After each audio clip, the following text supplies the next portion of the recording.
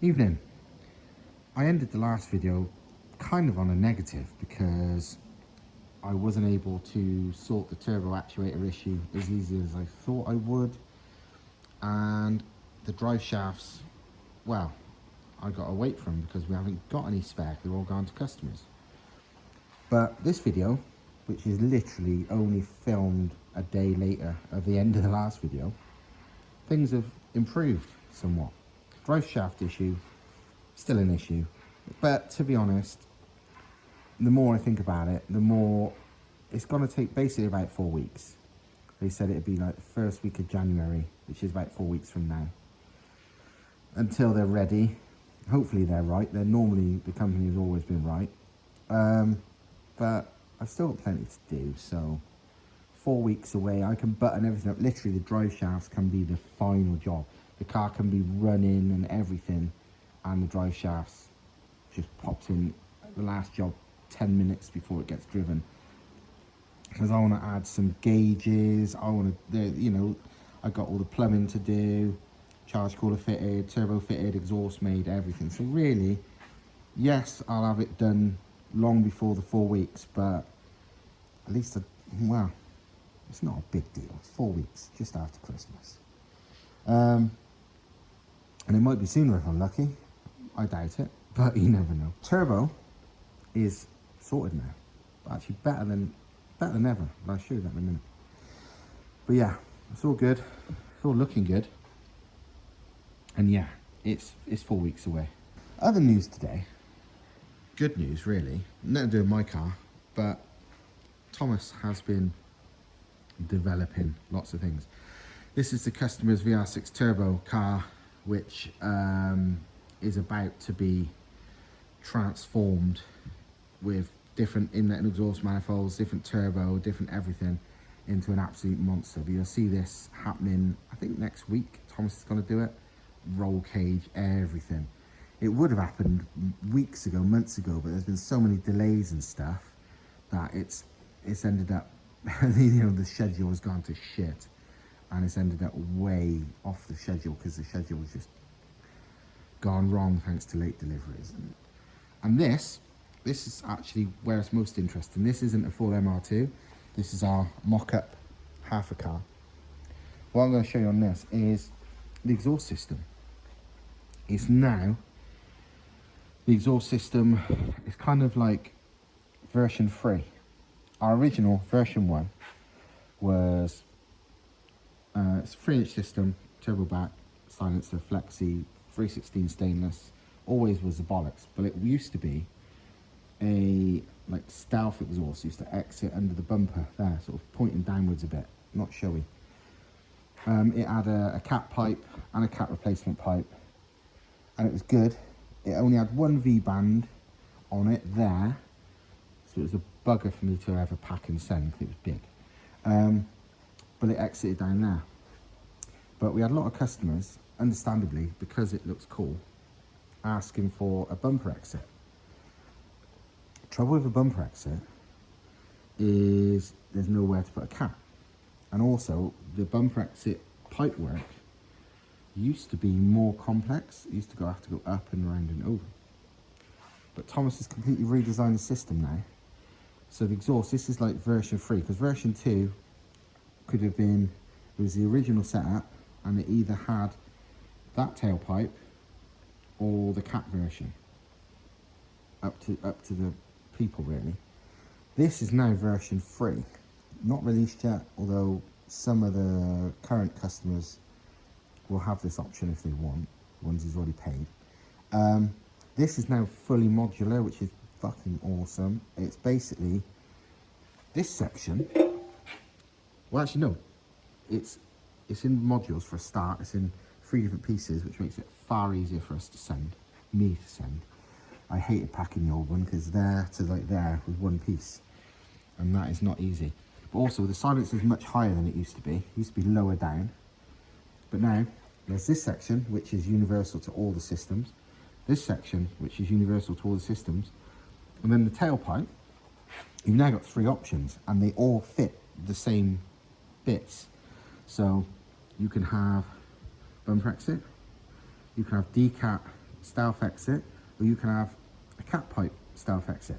And if you wanted all three of them, you can have all three. Or if you had one and change your mind on one or the other, buy the other, it bolts on there. So literally, you've got kind of the core system, which is this bit, and then 3 tailpipe options, which you can have 1, 2, or all 3 of them.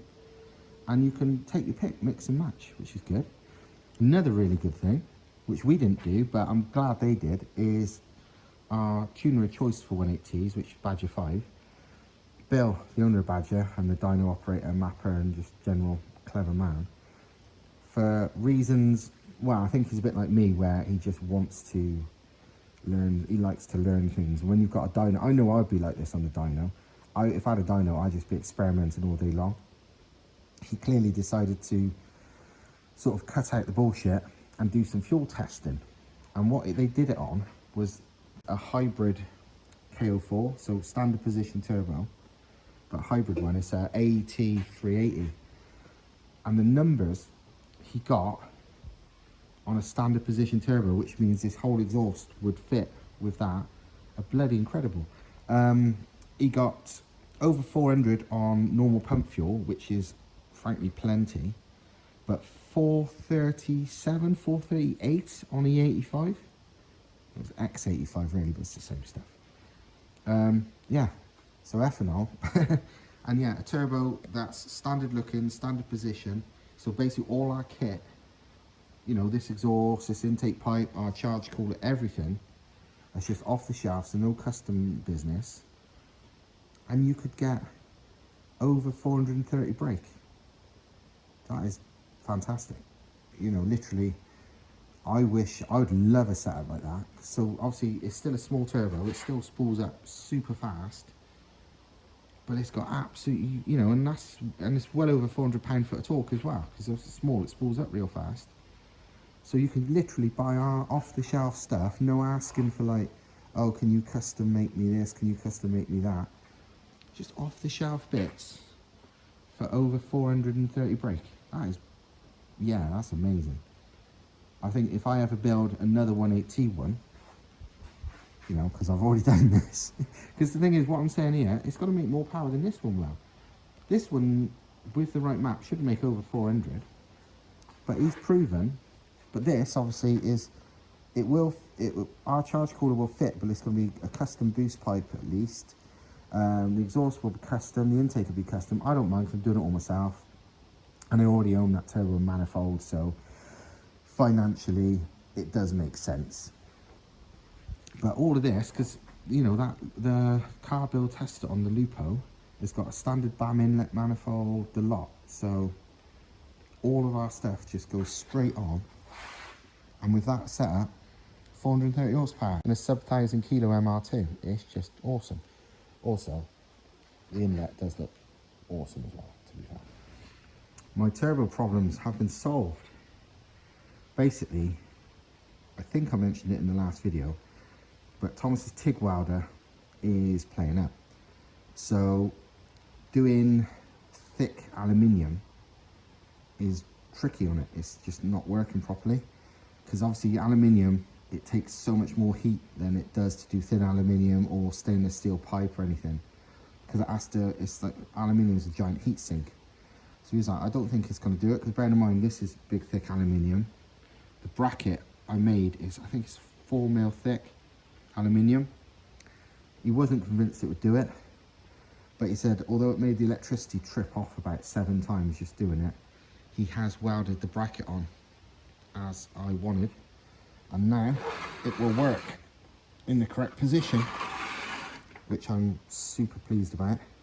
I'll probably make all this smooth and shiny and whatever, because obviously I literally cut it rough because I didn't even know if it's going to work at the time. But yeah, it's a pretty big turbo, to be fair. It's a TDO 620G compressor side, so realistically that compressor wheel could probably do about 500 horsepower. There's no, the TDO 5 turbine side, so there's no way the turbine could do that much, but these are proven at over 400. They're not small, but they do look good too. I like them a lot. Obviously this is Subaru fitment normally.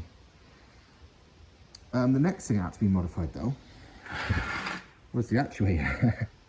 Because where the bracket had to go, the actuator, even at fully wound out on the threads, it was about a whole hole of preload, as in where the actuator was, well, where the actuator arm was a whole distance. It sounds saying hole, but the hole was one hole further back than the actuator arm hole, which is a lot of preload. Normally you want about half a hole, so the actuator arm sits and shows about half of the actuator underneath, and you pull it over a little bit. Basically the upshot of that is, if you've got loads of preload, it means the actuator will not open as easy. So it's an easy way to increase the boost on cars. If your car, if you've got a lot of exhaust back pressure, or if your actuator is a bit weak, the common thing to do is to increase the preload, which will prevent it opening so easy. Unfortunately, when I tested it, I've got the Mitivac, so I pumped it up, and the amount of preload that gave meant there was literally no movement at all until 20 psi, and even then it opened very slowly, so I was pretty certain that's going to overboost. Because with no preload at all, so the actuator just unhooked from there, it was opening, you know, that the spring was starting to move at like 4 psi, and by about, I don't know, by about 14, 15 it was fully open, which is more like it, if anything, maybe a little bit weaker than I expected. So I said to Thomas, I'm going to need to lengthen the actuator arm or something, and he had an idea. He didn't say, he just literally, the way Thomas is, he's like a fucking machine. And he saw it straight away, got a piece of pipe, this bit, which is bigger than this, realised it could thread in, and welded it one end to there, and done. And what that means is this threaded rod, rather than having to stop there, because I was thinking of just welding a piece of metal there, that's what you'd normally do to extend an actuator arm, but that would limit obviously how far this thread could go in. But because this is bigger than that, it allows it to be threaded all the way to there if you ever wanted to, so it could be wound right in or right out. So rather than limiting the amount of movement on the actuator, he's given me actually more. Let me show you some more turbo goodness, because that's more interesting than me fitting turbos to a car. Let me show you something cool that turned up today. Right, so more cool turbo shit. This is for my main ridiculous MR2. As you would have seen in previous videos, I want to upgrade the turbo from what it already is to much better, even better I'd say, because it's already awesome, but while keeping exactly the same fitment, because I don't want to keep the car, well, I don't want to change the car wildly. I want to keep the current exhaust, I want to keep the current boost pipes, I want to keep everything as it is. So I need to make myself a hybrid of what's already an awesome turbo setup, but I also wanted to do it not with my current turbo. Normally you would send off a turbo to get hybridized and whatever, but I don't want to do that because I don't want my car to be off the road. I'm hardly driving at the moment because the weather is absolute dog shit because it's winter, but regardless, I don't want to take the car to bits. I want it to stay completely mobile until it's ready. So as you've seen in previous videos, I'm slowly making myself something, and I've made quite a lot of progress. First, I will go a flashback, ooh, that kind of flashback, to about a week ago when I modified these housings, which are completely different housings I didn't even know I had, but they're cooler, but they are the same fitment as the previous ones. So I will go to a flashback now of these, and then after that I will show you back to the present, something that's arrived today that fits. Still far from finished, but my borderline autism spec fucking obsession with getting my turbo exactly how I want it continues. So I'm not even going to reuse my turbo housing anymore, because I found another one I didn't know I had, Also a 16cm T3 twin scroll, but it says Volvo on it, so fuck it. I'm making a new one. Well, I've spent all night making a new one. I'm making it better than the old one, and I had to add an EGT port to either the turbo and the manifold anyway, so it sort of made sense. But yeah, I have spent, it's not even finished yet, because I need to weld a V-band, 4-inch V-band to this.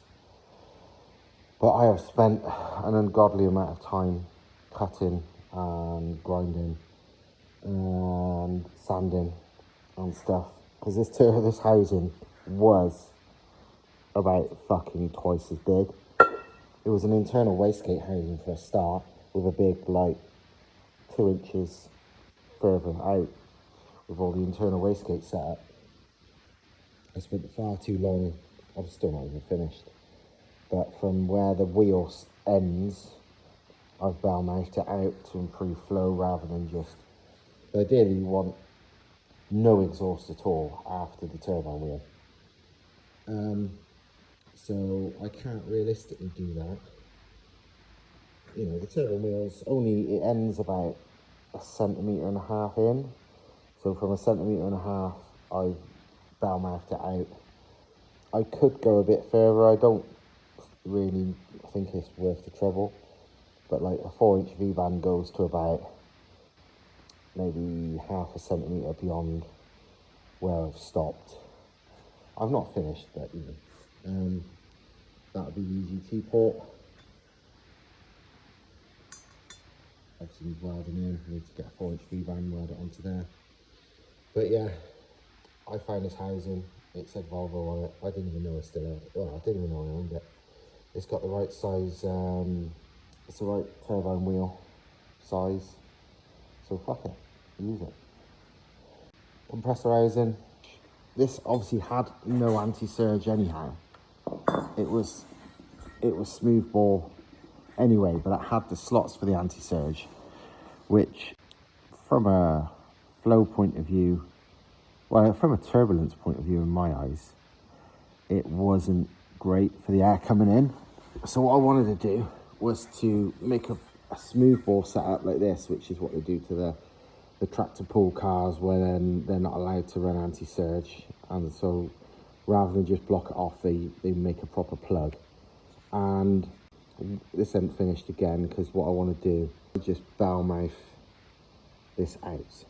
But what I did to make this is I bought a 4-inch and 1-inch thick slug of aluminium round bar, and then I worked out roughly where the middle was, and then used my hole saw to cut a 60-odd mil hole in the middle.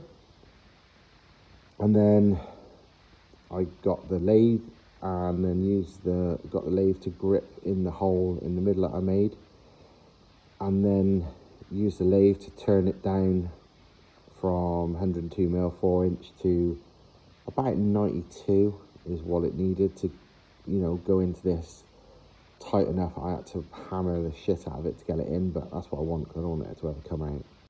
Decent job, but it's not finished anyway. And if I'm having a bigger wheel, depending what size, this is 60 mil at the moment, it's all going to get bored out to whatever the inducer size is, and probably I'll leave it until it comes back, and then I will bell mouth it out.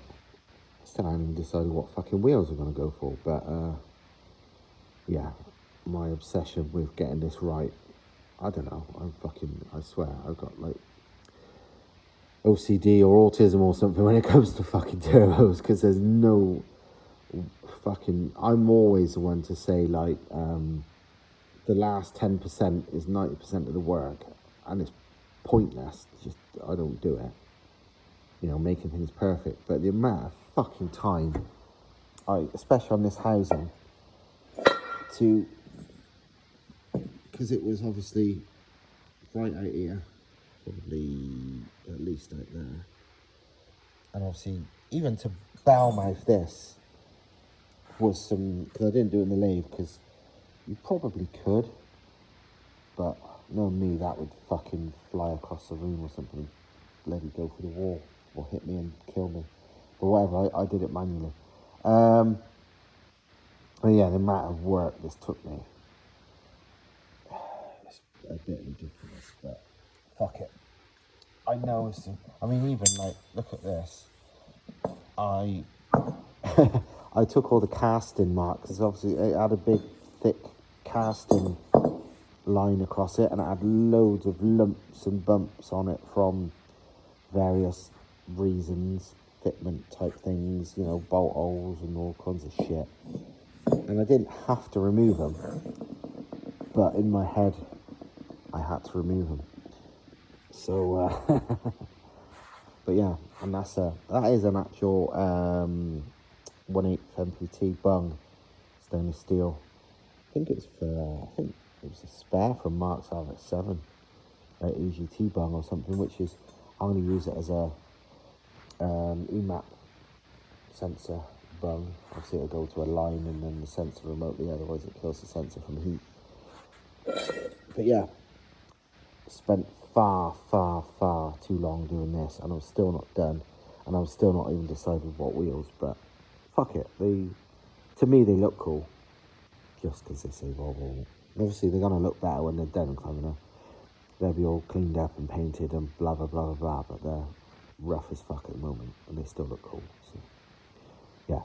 So, overnight parts from Taiwan arrived, which is this. This is something that I spoke about many times already on this video, as something I was considering.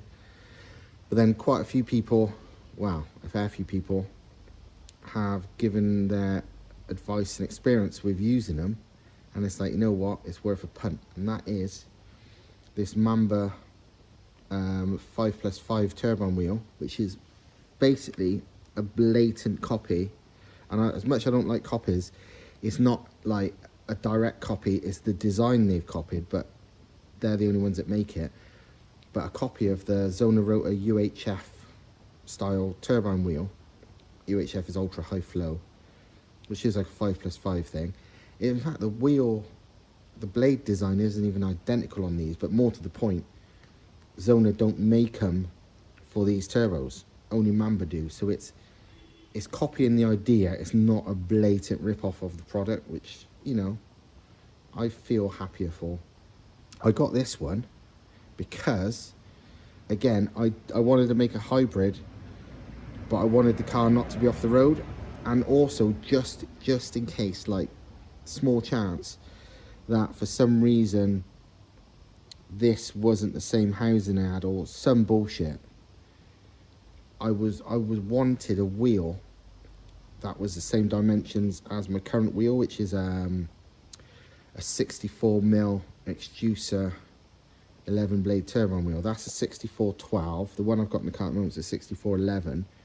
I hoped, at least by the measurements, because the measurements, at least inducer and extruder for this turbine wheel, is the same. I don't mean the shape's the same, but thankfully, yeah, I was hoping it wouldn't need machining, and it looks, and I'll show you in a second, like it doesn't. It just bolts straight on.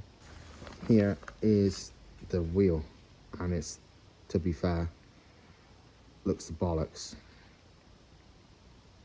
It's basically it's a 5+5. It's like half the blades are half height, well, 2/3 height, and the 5 that remain are curved over, I would say, a bit more than standard.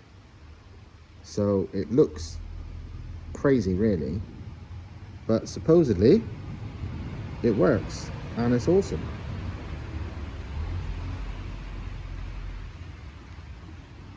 I like it a lot, but most of all, it almost certainly fits my housings with no extra machining. Let me show you. And it looks like it fits perfectly. Very pleased. Looks like it fits, and it absolutely looks mega, to be honest. Really super cool. Maybe I'm a turbo geek, but that looks absolutely fucking awesome.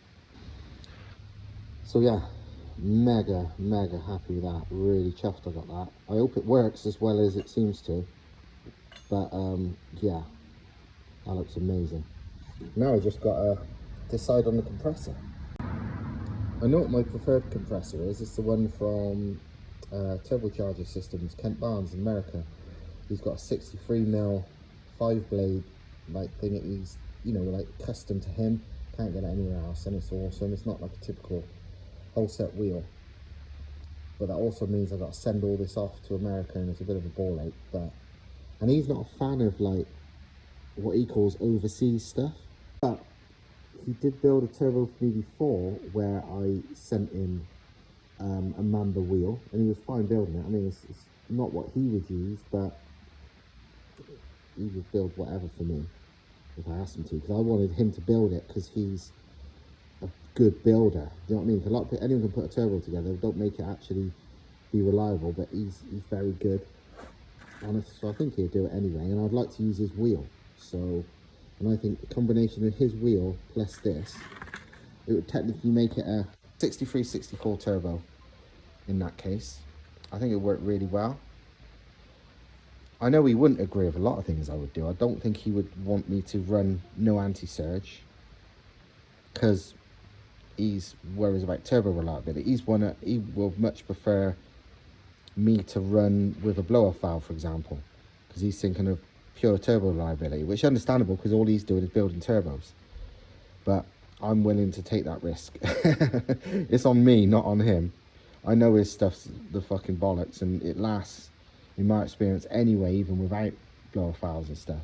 But I know he'd prefer it, but I'm sure he would just do this for me anyway. So I think I'll probably send it to him. The other option would be just some other aftermarket billet 64mm or whatever comp wheel, but and it also means getting somebody else to build it, and I don't trust anybody, but I do trust him. I would, you know, there's lots of turbo builders in the UK, and even then I'd still prefer to send it all the way to America to him than let them do it, because I'm just not trusting of anyone without much proof. And yes, a lot of these people have been going for decades, but I don't know. I'm still not really very trusting of them. So yeah, cool turbo shit. I just got to decide now what's going on with the compressor side, and I hope I can use that core, because it looks like shit, but it looks like it's actually good condition regardless of looking like shit. But we will see. I'm gonna soon speak to Kent Barnes and see what he's saying, but I hope I can use him, because I do prefer it. But whatever, we'll see. Added a bit of the old Permatex copper spray to the turbo gasket. I'll give it a minute to sort of dry a little bit, and then I'll whack it on. Yeah, it's a big turbo. Wow, a big compressor. TD06 20G is not small. I think it's 50 or 52 mil inducer. It's like PT3 sort of size. That's better. So actuator on and correct. Turbo outlet on and correct. It's going to take some fancy exhaust to loop over that bit, but it's going to be a bit tight. Obviously that'll go to a 3-inch inlet pipe. That'll go to a 3-inch outlet pipe, and directly to the charge cooler, which is going to sit there. And yeah, I now got to modify the turbo oil drain. Another thing I received off Mamba today is a turbo oil feed pipe. I bought it because it was listed for TD05, which is what this core is, but I think it's more like a universal thing. This is just got about 1 million fittings, so hopefully one of them's correct. And I think the line is long enough. I bloody hope so. It looked long. It was long enough. It has to go all the way around the back. Normally I hate these universal fitting anythings, because basically it normally means that universally fits fucking nothing. But fair play to this one, it's made my life a lot easier. The hose is correct length. Well, to be honest, it's a bit long, but it doesn't make any difference. It's not super long. But more to the point, because it comes with every single fitting in the world, it just fits. Did I know what fitting the turbo oil feed is on the 180 engine? Nope. Did I know what it was on a TD05? Nope. Did I bother checking or even need to check? Did I fuck? Because it's got all the fittings. So I just looked and estimated and tried a few until they fitted in. And yeah, both sides in and on. So turbo side, don't know if you can see through the hole there. There you go. Engine side, had both adapters. No need to buy anything else or fuck about or measure. Job done. The only thing I would maybe change ideally is I'd like them both to be 90s, because this end, if it was a 90, normally that don't work on a turbo because there's stuff in the way, but on this there's just enough for it to go 90 and out that way, which is a little bit neater. And I could put the straight end on the engine end, but I'm not sure if it's going to collide with anything yet. I fitted it, I just trial fitted it and it fits, but I don't know if it's too close to anything yet, because obviously engine moves a bit, of course, so you don't want a oil feed to be hitting the bulkhead. But either way, I mean, this way I would just route it probably, you know, like that with some clamps. And I mean, that's how I've got it on my other car. It sort of goes like that, and against the block, and then to where it is. You can see the feed there. I could put the straight on there, but it gets relatively close to the bulkhead, and I don't really like that. I would like it to have 90s both ends, but I'm not dicking about just for that, because it's purely cosmetic, really. But yeah, for next to no money, I think this was like less than 100 quid and a couple of days postage. But I've not done it tight yet, because for the moment it's just to stop shit getting in the pipes while I build it. So whatever, really. But yeah, we're getting there quite nicely. I think that's enough for tonight, because I got a lot to do, a lot to edit, and to be fair, I've got a lot of emails and inquiries and all sorts of work to do, and I know I shouldn't do them at night, but because I don't do this full-time hours, I kind of do it when I can. So I could do with doing some of that as well. So staying here till 3 AM is not a good idea. Next video, presuming the next video is on this, I can tell you, actually, I'll tell you what's coming up. Next video, if it's on this, will be me finishing the exhaust and maybe doing the charge cooler and just general plumbing on this. If it's not on this, it might be on my main MR2, because I need to fix the nitrous on that, which I've got some bits to fix it and make it better. I've not really been fussed on that car in the last few weeks because the weather's so crap. It's not really usable anyway, because I only want to fix it for it to go faster. And when the ground's not even dry, it ain't going nowhere. It's never mind faster. So, you know, so it may or may not be that. And I've also got the red one, which genuinely, after picking it up, I haven't even driven it yet. It's taxed and insured and MOT'd, but that's all I've done. So, but on that, there's stuff I want to do. I want to obviously remove the soft top and just leave the hard top in place. It's got on both at the moment. I want to find out why it's got a high idle. It must be an air leak. And yeah, just use it. So yeah, anyway, plenty to come. Not to mention content on this beast when it's going to start getting ready, because obviously what Thomas, he's going to do all the stuff on it, which is going to be a really good video or two, because it's going to be mental. And then it's going to go and get mapped at Badger 5 as well. So once it's all complete, there'll be a whole video on it getting mapped as well. So that's good. And Thomas's one, the Frog, the VR5 turbo one. this is basically, apart from a couple of, I mean, it runs and drives. I think there's a couple of wiring things he wants to do, switches to wire up or something, I can't remember. But apart from it not having an engine cover yet, which doesn't matter, this, sorry it's dark, this VR5 Turbo monster on Ignitron is also ready to go and get mapped a Badgerify. So there's quite a lot of content to come, even if it ain't my stuff. So yeah, it's just time to get on with it. And also, the Sylvia Stav-Tech car needs selling ASAP. I need to,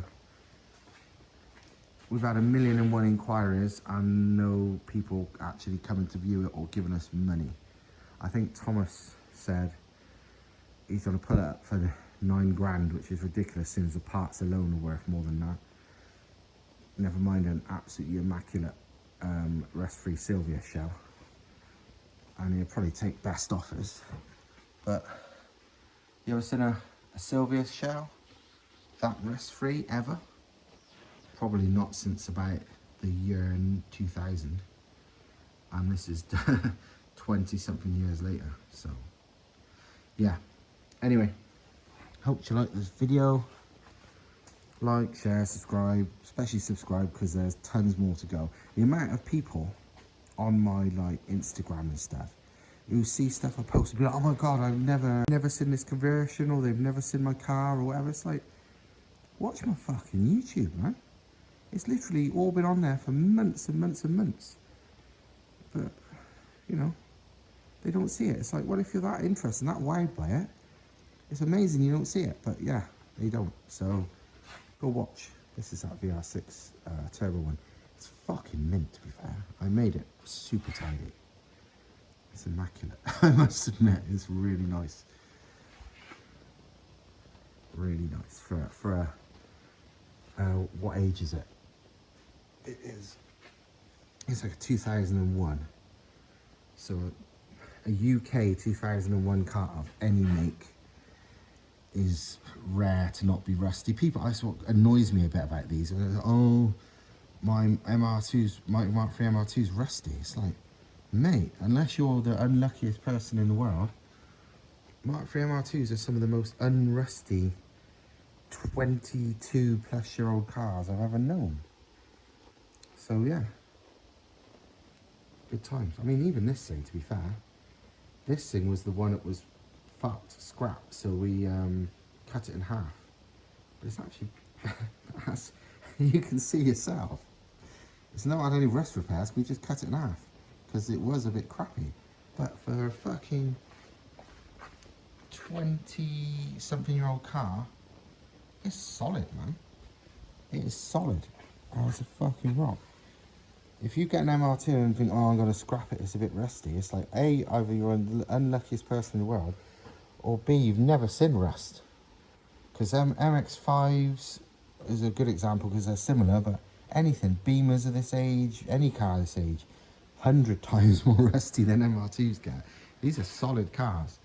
It's, you know, it's Toyota, they're generally well-made cars. Enough waffling.